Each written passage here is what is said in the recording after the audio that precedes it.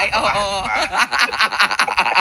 Pero po, syempre, di ba? Ayan, malay nyo po, nanonood ang mga boss natin at kayo po ay mabigyan ng programa dito sa ating himpilan, di ba? Why not? Coconut, chocolate. Pero una sa lahat, thank you so much for allowing us ito pong programa na Bongga Kajay na kayo po ay aming makapanayam dahil recently kayo po ay napanood namin sa Tao po. Feature po kayo ni Jervis, di ba?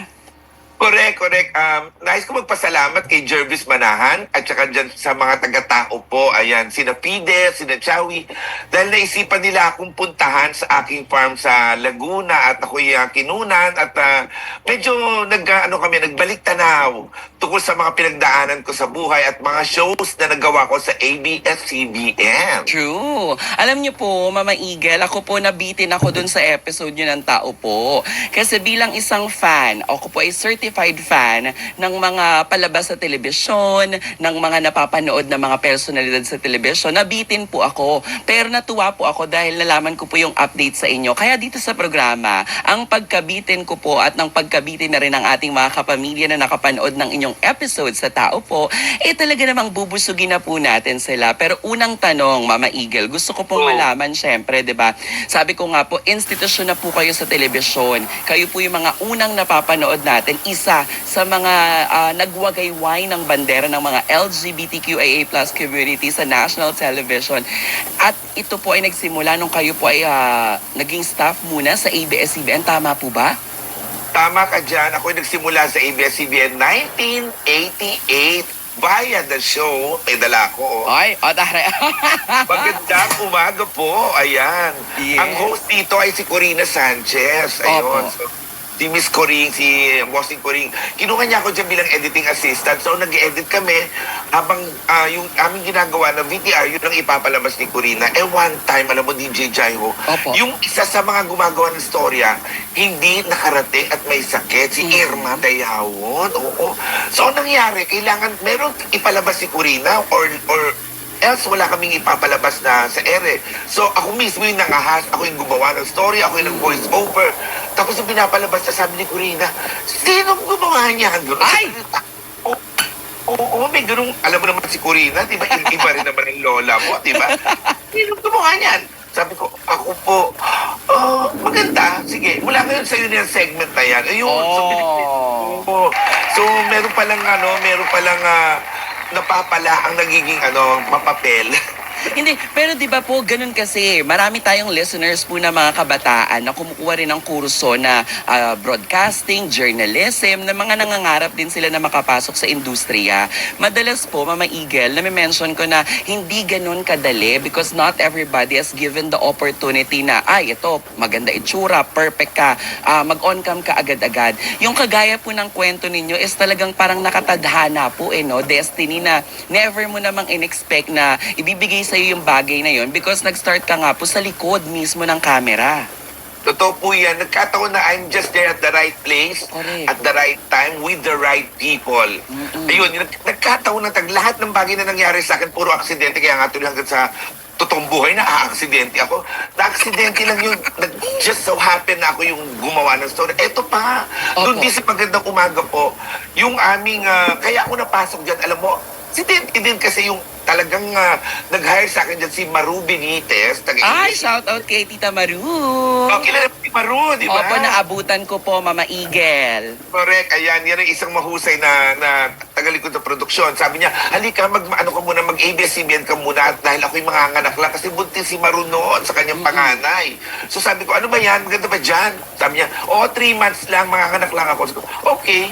So yun, pinasa ko rin yung Magandang Umaga po. Nag-cut out talaga na nagustuhan ko rin yung ginagawa ko at talagang itinatadhana talagang, alam mo, God leads you to some perfect ways. Alam mo yan, yung hindi mo talaga inaasahan, talagang ganon. Tapos, doon sa Magandang Umaga po na wala ang nagluluto, may nagluluto doon si Walk with John, si Johnny Delgado. Ako rin yung kinuha, sabi nila habang wala pa, habang naghahanap pa tayo, ikaw na muna, total mababa naman yung talent fee mo.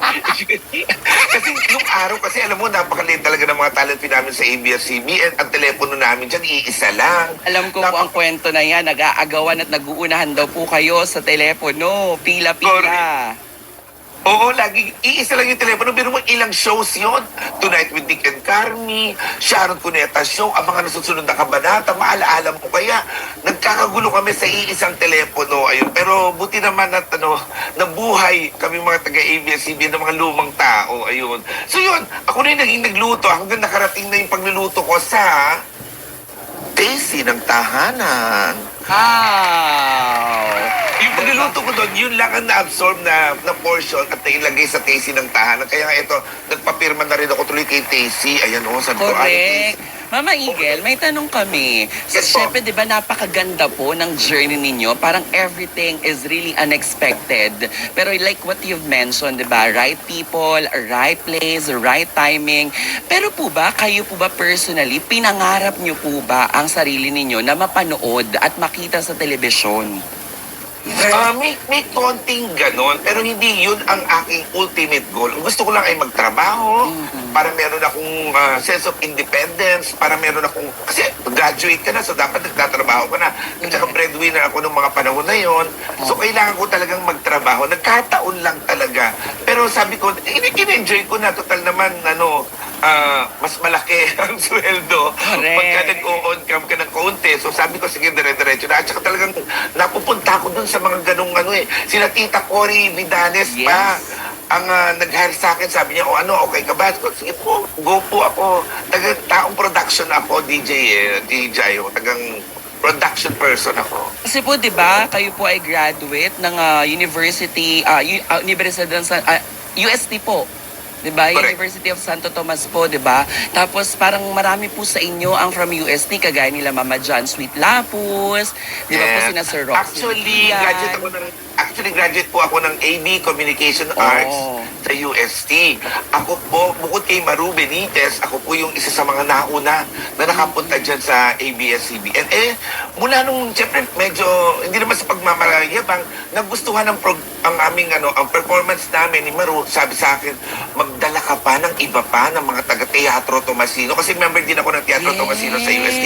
Sabi ko, opo, marami pong magagaling na taga-UST at Teatro Tomasino. So, ayan na, sina Roxy Liquigan, Yes, Sir sina Louie Louie Andrada Andrada, po, yes. si John Lapus, si Eric Salud, Opo. lahat yan, si Wendy Ramas, would you believe? Opo. Ako nagdala kay Direk Wendy Ramas sa ABS-CBN. Sabi ko, halika dito.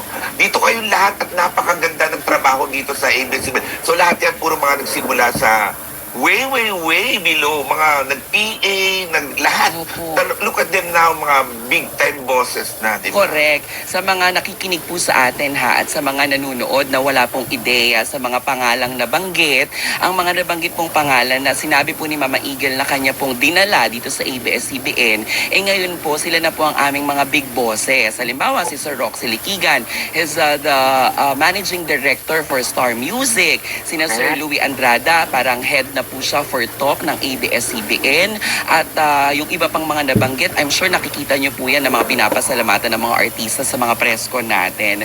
Pero po, Mama Eagle, sobrang ang ganda po na naging journey ninyo, no? Noong time po na yon hindi pa sikat ang social media. Ika nga nila parang para kayo po ay masaksihan in person ng inyo pong mga tagapanood, tagahanga.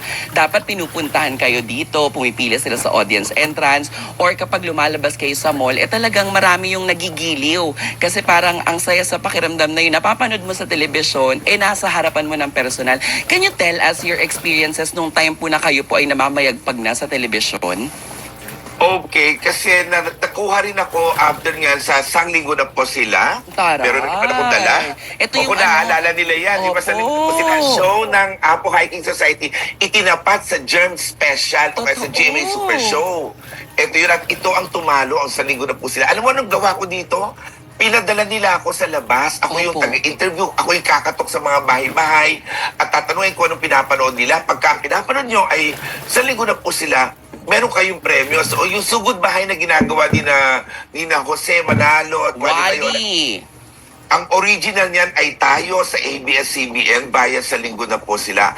Alam mo, lahat ng tao, pag saan man ako ma-assign, lahat sila sobrang nakatutok sa ABS-CBN, nakakatuwa, ganun sila ganun tayo kamahal ng sambayanan kasi in fairness, sobrang gaganda talaga ng mga programa ng ABS-CBN nung mga panahong nandiyan ako. Sobrang husay talaga ng production. Kaya paglabas mo, instant talagang ano sila, gustong-gusto ko nila kasi syempre, tama yung sinabi ni DJ Jayo, walang social media sa Mara Clara nga, nakakaloka eh. Correct, with Judy Ann Santos and Gladys Reyes. Nakakaloka yung Mara Clara kasi pinagpupustahan pa yung ending ng Mara Clara kung sino ang nasa CBB. Pag sinabi pong CBB, ito po yung napapanood na pinakahuli yung Abangan.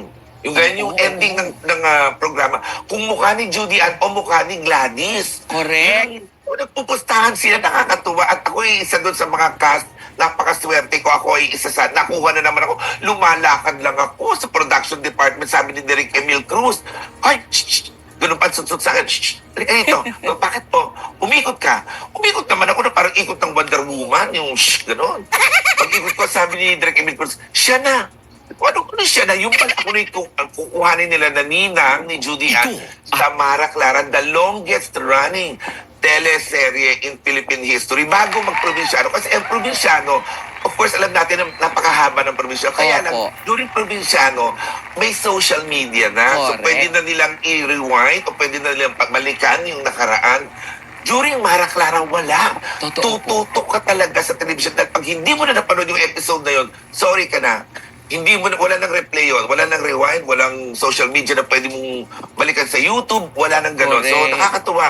At hanggang ngayon, kami ni Judy Ann Santos ay may magandang relasyon at Wow. ninang pa rin ang tawag niya sa akin until now. Together with Susan Africa, ayan, Mini Aguilar, kami mga magkukumari at magkukumari sa tunay na buhay. Ganun katagal diba? at katibay yung relasyon. Pati si Dan Fernandez, si Congressman, biruin mo, Congressman na ngayon, siya lang ang nagtatago ng diary ni Mara nung araw. Totoo, na ang diary ay nasa itaas lang pala ng Frigidaire. Correct, katabi ng tempra at saka ng tiki-tiki.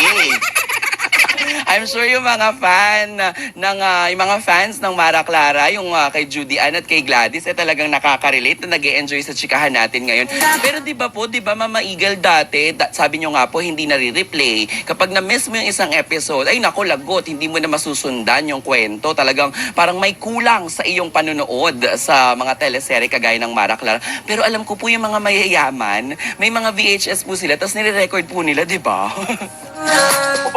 Baka kayo yun, DJ Jaiho, kayo may mga VHS, saka may Hindi mga po, beta. hindi po. Nung panahon po na yun, talagang walang-wala din. Pero Walang-wala. tama yun, yung iba nire-record nila, papanoorin na lang nila pag uwi nila galing sa Opo. mga bahay nila. Pero syempre, personal nila yun, hindi siya napapanood ng lahat. Personal copy mo lang yun. Totoo, tama si DJ Jaiho, Yes. yung iba ganun talaga yung ginagawa, kaya nakakatuwa. Yun, Mama Eagle, so syempre, di ba, nagtuloy-tuloy na po kayo sa pagiging on-cam. As nag-artista na kayo, naging host na po kayo.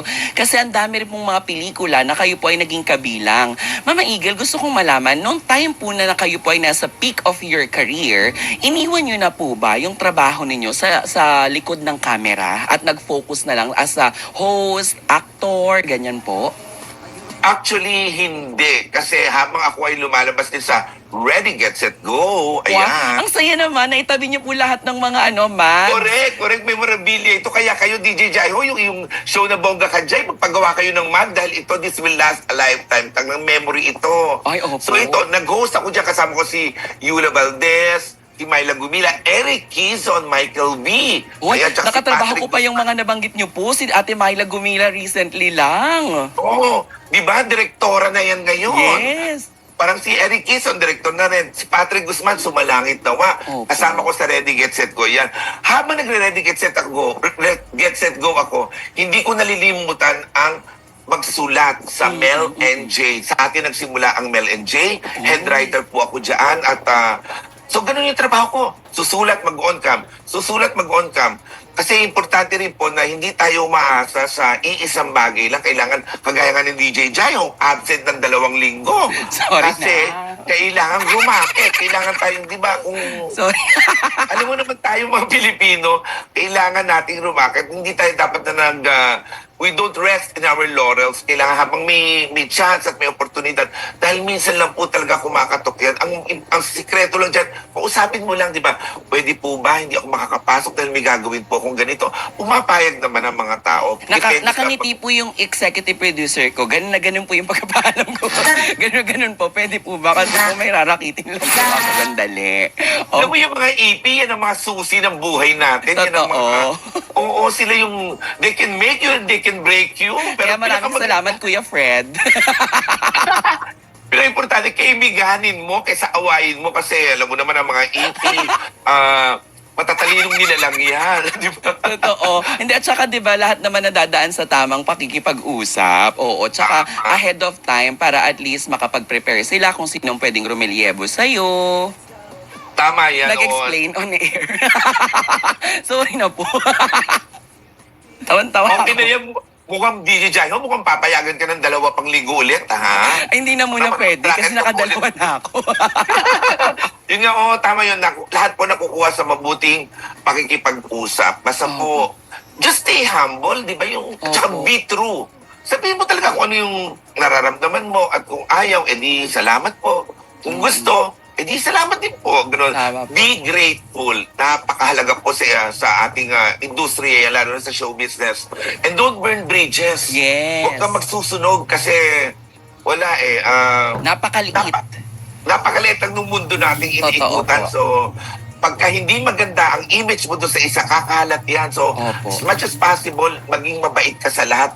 From the way below, na kahit mga utility, maging kaibigan mo. Alam mo si Nora Honor tsaka si Vilma Santos, nakakaloka. Ayan, Kilala nila yung mga utility. Opo. Yung mga utility, yung mga nagsiserve, mga catering, kilala nila ang mga pangalan. Maski ako naloka dahil naka-encounter ko mismo si Ate Guy, our national artist.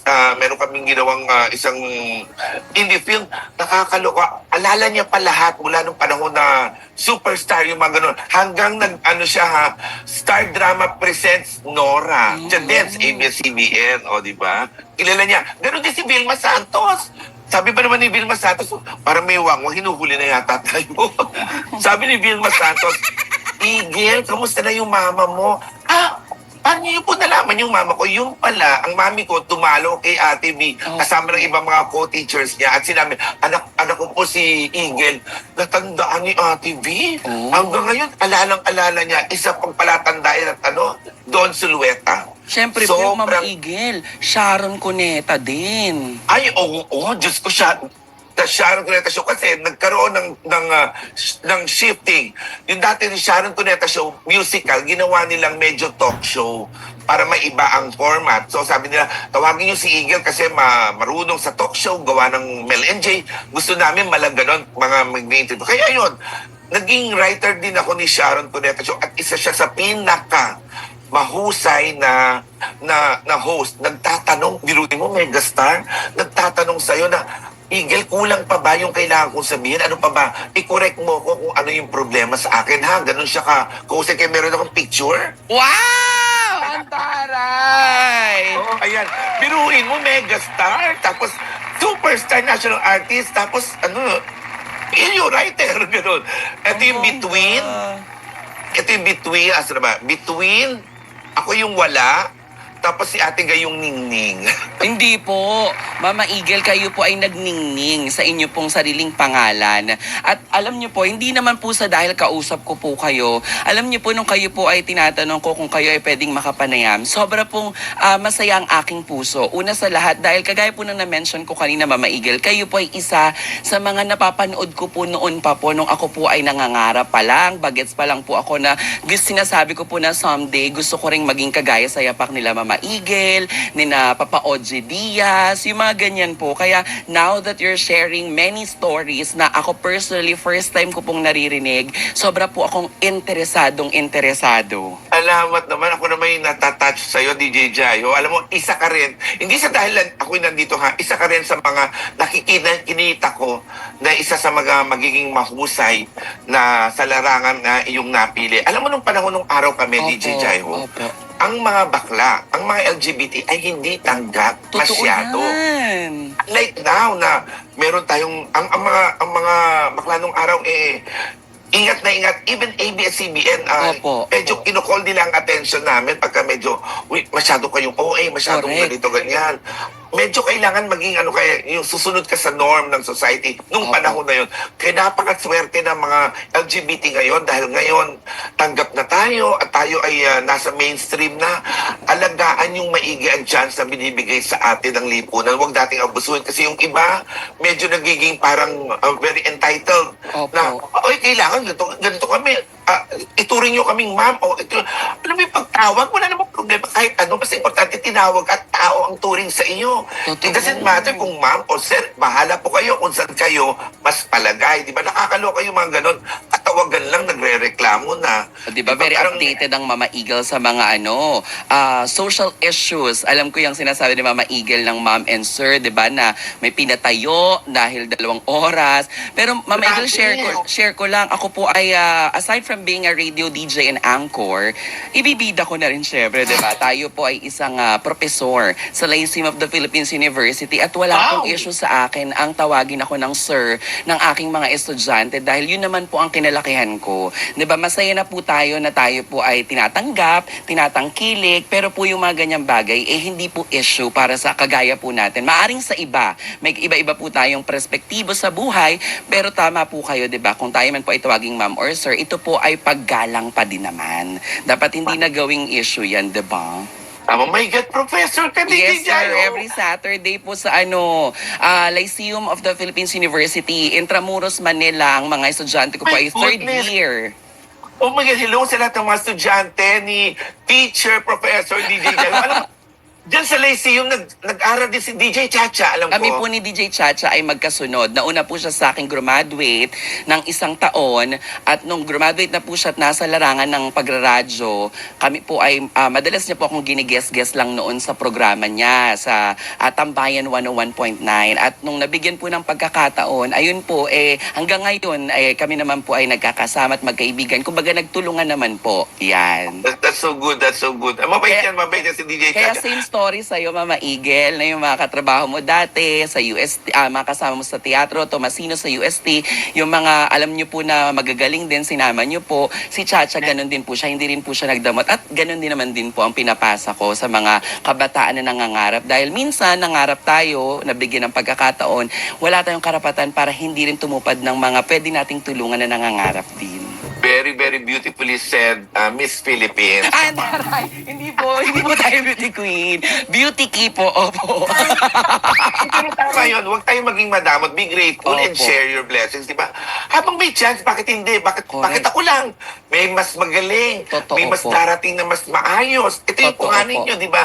Kaya ako, I look forward to discovering people na Totoo po. matitino, mahuhusay na nakikinig-kinita ko na this will be the future of the broadcasting world, kagaya mo. Alam mo ba si Winnie Cordero ay kabatch ko sa UST? Tita Winnie, kasama namin dito, nominado ang kanilang programa sa Catholic Mass Media ngayon. Ay, congratulations, Winnie. Ayan, si Winnie ay magkabilang section lang kami. Oh. Pero 2 section lang ang Mass Communication o AB, Opo. Communication Arts sa UST. Magkabilang section lang kami ni Winnie. Ang kaklase ni Winnie, si Ate Shena Olaso, si Ate Shena. yung ganon. Yes! Kasama ni Kuya Boji! Correct. Sila yung mga kaklase. Ako naman dito, ang kaklase ko si Maru Benitez.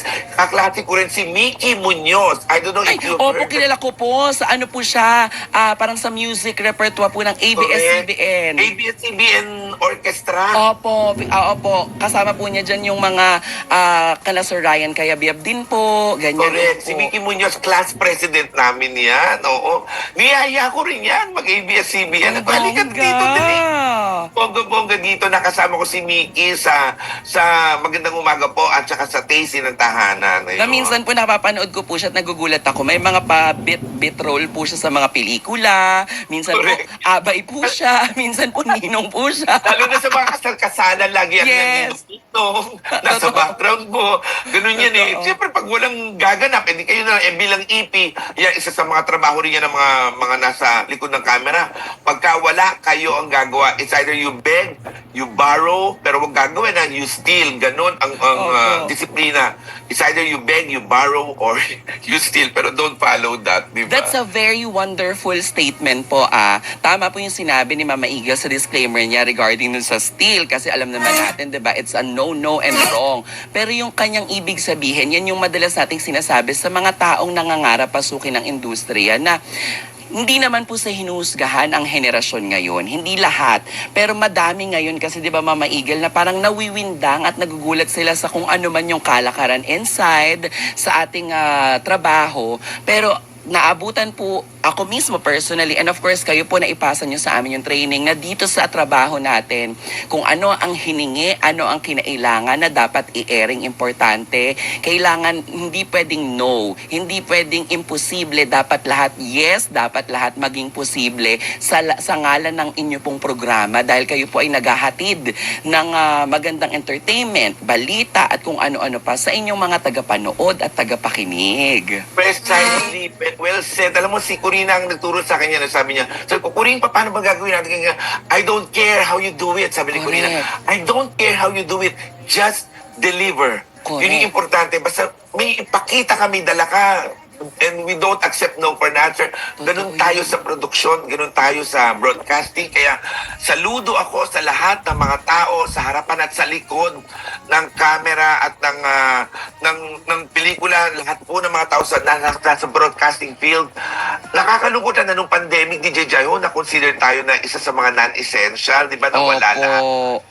Hindi po kami non-essential, kailangan po kami. Kasi paano na lang tayo makikipag-communicate sa isa't Totoo. isa? Di ba? Kaya nung nawala yung prangkisa ng ABS-CBN, isa ako sa pinaka-nalungkot at na-devastate kasi napakahusay ng ginagawa ng ABS-CBN para tanggalan ng karapatan na makapag-broadcast ng maayos at ng matino. Opo.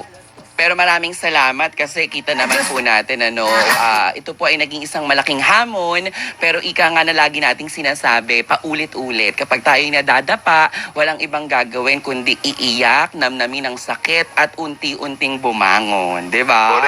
Correct. At dapat lahat ng desisyon sa buhay dapat ay mula sa puso. Oh. Yes! Naging party po kayo ng mula sa puso, correct! Opo. Kasama ko dyan si Miss Don Silweta na ang turingan namin ay mag-best friend. Biruin mo, ang ganda-ganda ni Don Silweta, best friend. At hanggang ngayon, kami kahit tapos na yung mula sa puso, nagkikita-kita pa rin kami kahit papano.